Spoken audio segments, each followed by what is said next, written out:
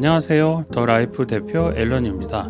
이번 시간에는 블로그 마케팅 효과 있나요? 라는 그런 주제에 대해서 한번 이야기를 해보도록 하겠습니다. 많은 분들이 블로그 마케팅 그 효과 있나요? 요즘에는 인스타그램이나 이런 SNS가 좀 더 효과적이지 않나요? 이런 얘기를 많이 합니다. 근데 블로그 마케팅에 대해서 좀 과소평가하지 않았으면 좋겠다라는 이야기를 드리고 싶습니다. 실제로 여러분들 주변에 한번 물어보시면 됩니다.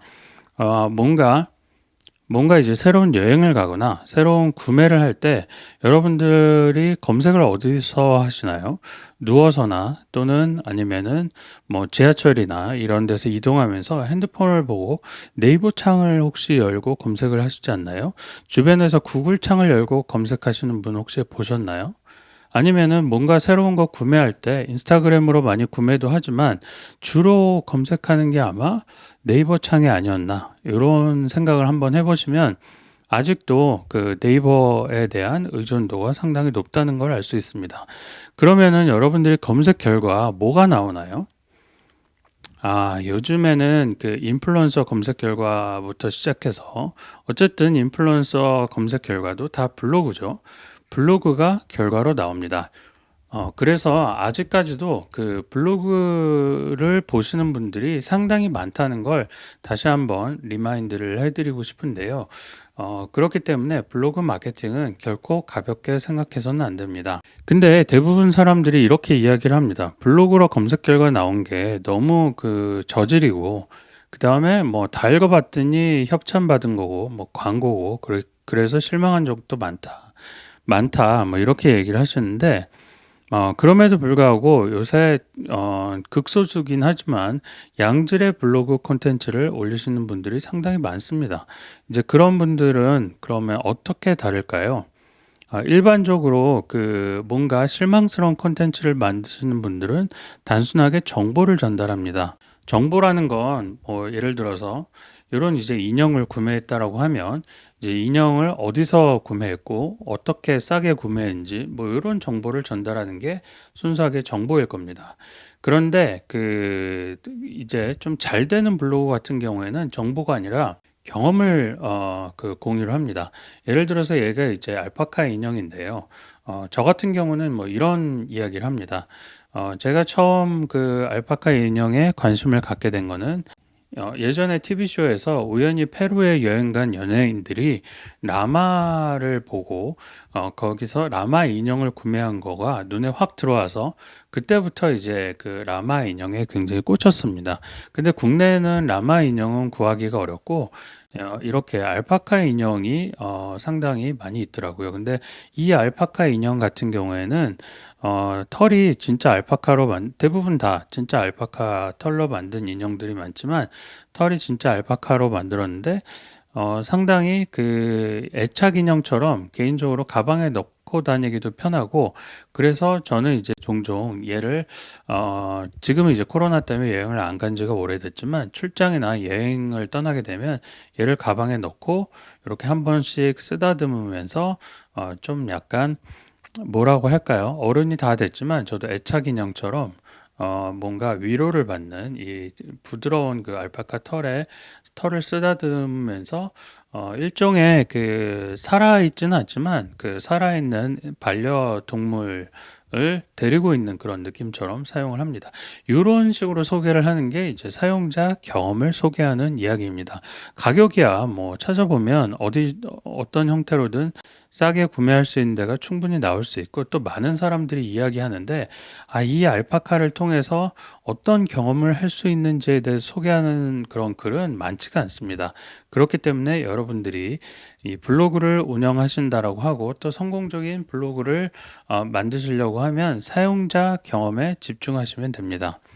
그 다음에 이제 마지막 이야기를 드리고 싶은 거는 블로그와 인스타그램 어느 걸 해야 되느냐 뭐 이런 이야기를 좀 자주 여쭤보시는데요. 블로그보다는 인스타그램을 성장시키는 게 더 빠르지 않냐 이런 얘기도 종종 하십니다.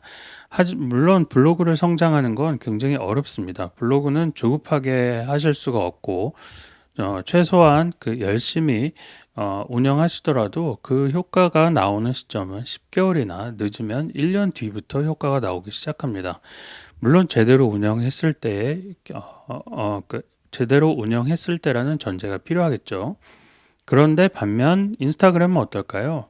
당장 효과가 나올까요? 여러분들이 혹시 인스타그램 성공적으로 운영해 보신 적이 있으신가요? 팔로워가 뭐 1000명이 됐더라도 그 팔로워들이 실제 그 열심히 나를 팔로우하는 사람들이 아니라 그냥 내가 팔로우 해줬는데 마팔했기 때문에 된 사람들이 대부분일 겁니다. 그렇기 때문에 실제적으로 비즈니스 효과가 나오기 위한 인스타그램은 쉽지가 않습니다. 이건 뭐 몇만 명에서 수십만 명 정도 팔로잉을 할 때 인스타그램이 비즈니스적으로 의미가 있는 효과를 얻으실 수 있을 건데요. 최근에 인스타그램은 계속 알고리즘이 바뀌죠. 최근에 알고리즘이 바뀐 뒤에는 릴스 위주의 그런 그 우선순위를 두기 시작했고, 그 다음에 잘 팔로워들이 늘지 않는 구조로 바뀌었습니다. 인스타그램이 원하는 광고를 보여주는 게 메인으로 바뀌었고, 서로 커뮤니티들끼리 그 올게닉하게 서로 팔로잉 하는 구조를 뭔가 방해하는 건지 인스타그램이 쉽게 성장할 수 없는 구조로 바뀌었습니다. 그렇기 때문에 블로그를 키우시는 것보다 인스타그램을 키우는 게 월등히 어렵습니다. 그리고 인스타그램은 어느 정도 키웠다고 하더라도 비즈니스적으로 의미 있는 결과를 내기가 무척 어렵습니다.